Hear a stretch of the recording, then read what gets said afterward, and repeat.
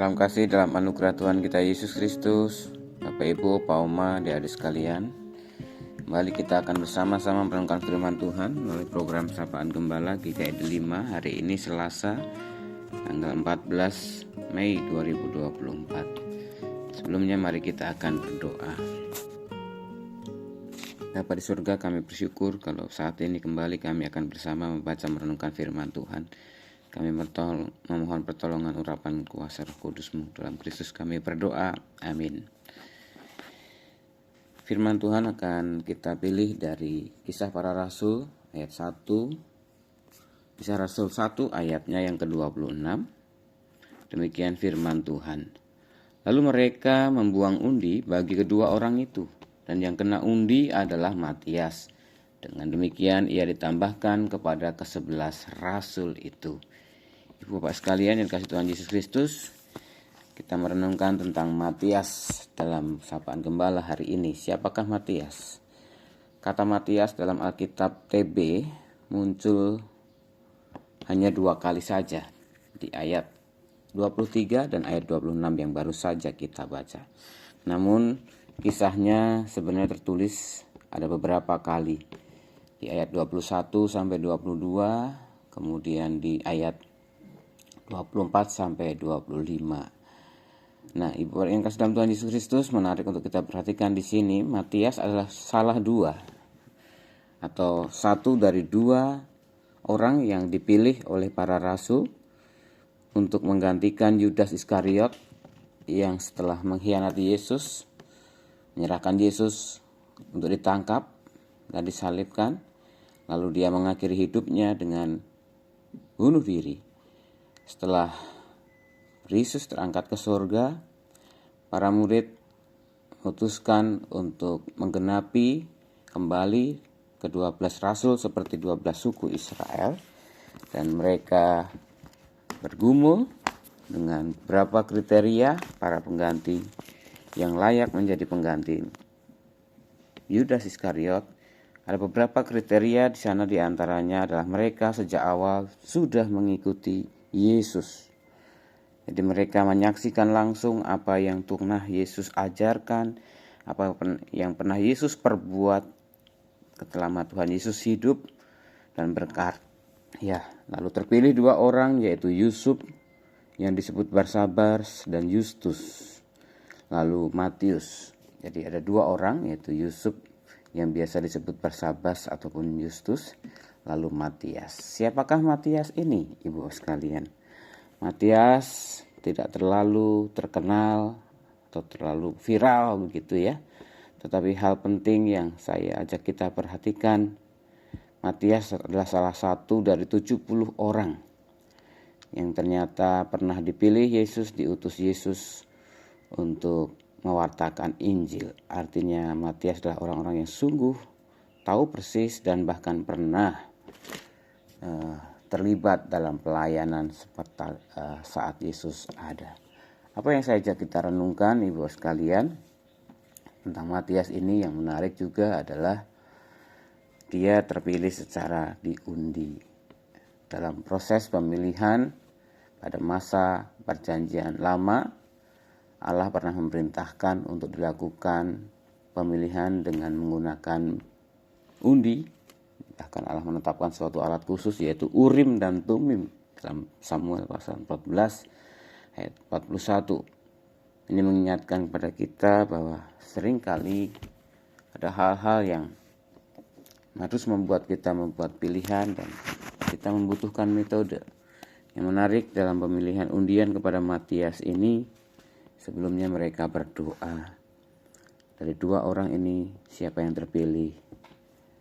Mereka lah yang diyakini sebagai yang ditentukan dari Allah.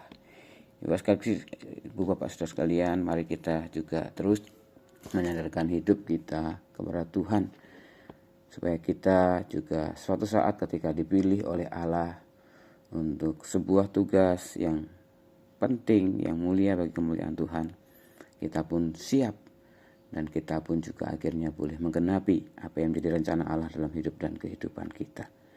Tuhan kiranya terus menolong dan memimpin hidup kita untuk setia kepadanya dan siap digunakan untuk menjadi alatnya.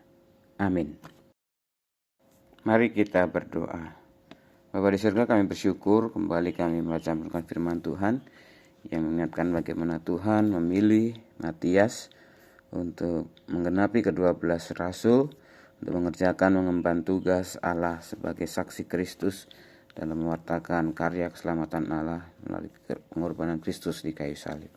Biarlah Tuhan terus menolong berkati kami dengan tekun dan setia untuk terus mengikut Tuhan dalam hidup kehidupan kami dan siap untuk dipakai Tuhan untuk menyatakan karya Allah bagi dunia. Tuhan terus berkati setiap kami sesuai dengan tugas peran kami saat ini yang mungkin kadang-kadang kami tidak terlalu penting, tidak terlalu menonjol, tidak terlalu berguna, tetapi biarlah itu semua kami lakukan dengan tekun dan setia.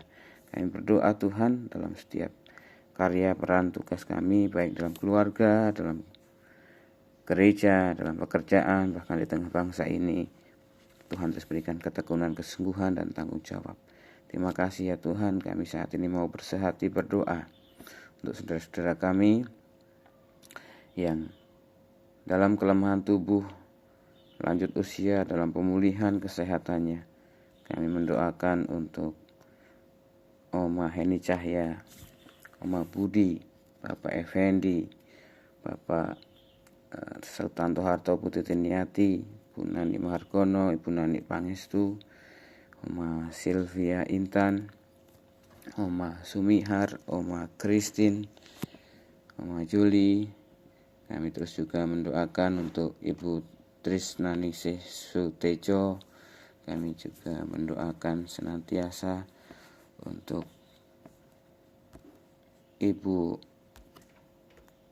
Silvi Verina, Ibu Monika Manurung, Bapak Milmanorek, agar mereka terus mendapatkan anugerah Tuhan dalam segala perjuangan untuk mendapatkan kesembuhan dan dari kesakitannya. Terima kasih. Kami mendoakan juga orang-orang yang merawat dalam hidup dan kehidupannya. Bapa di surga, kami juga terus mendoakan agar gereja-Mu GKI Ditima terus mewujud nyatakan karya pekerjaan Tuhan. Kami mau berdoa juga Tuhan saat ini untuk saudara-saudara kami yang berulang tahun pada tanggal 13 Mei, Ana Susanti, Nensiana Endriati, Marita S. Tambunan, Eli Roida Tambunan, Clara Meita, dan pada tanggal 14 Mei, Ibu Ebe Sumarti, Saudara Michael Citra Budi, Bapak Yuel Dharma Utama. Kami menyerahkan saudara kami yang berulang tahun ini senantiasa dalam lindungan berkat dan kemurahan Tuhan dalam setiap karya kehidupan, dalam kehidupan rumah tangganya dan dimanapun dia berada. Terima kasih Bapak, kami menyerahkan juga Tuhan untuk rangkaian kegiatan doa menjelang Pentakosta dari hari Senin sampai Sabtu. Tuhan berkati setiap mereka boleh berhimpun bersekutu untuk karya kemuliaan nama Tuhan. Pada surga kami juga menyerahkan untuk ibadah syukur Pentakosta di tanggal 19 nanti. Tuhan boleh menyatakan kemurahan karya Tuhan dan kami boleh membawa rasa syukur umat-Mu untuk memberi yang terbaik bagi karya pekerjaan nama Tuhan. Makasih, kami serahkan kehidupan bangsa negara kami dalam persiapan pergantian kepemimpinan oleh Presiden terpilih Prabowo Subianto, Wakil Presiden terpilih Raka Buming Raka. Biarlah Tuhan terus memberkati proses-proses politik yang ada. Tuhan senantiasa mengutamakan para pemimpin-pemimpin kami ini menjunjung tinggi kesatuan, persatuan, keamanan, dan kerukunan. Kami mendoakan juga beberapa bencana di berbagai daerah di Sumatera Barat, Sulawesi, banjir tanah longsor yang tidak hanya menelan korban jiwa, tapi juga dengan kerugian harta benda. Tuhan terus memberikan melalui pemerintah, pihak-pihak yang telah memberikan pertolongan dan bantuan. Inilah doa syafaat kami ya Tuhan yang kami minta kami alaskan dalam satu nama Tuhan kami Yesus Kristus yang mengajarkan kami doa. Bapa kami yang di surga, dikuduskanlah namamu, datanglah kerajaan-Mu, jadilah kehendak-Mu di bumi seperti di surga. Berikanlah kami pada hari ini makanan kami yang secukupnya, dan ampunilah kami akan kesalahan kami, seperti kami juga mengampuni orang yang bersalah kepada kami.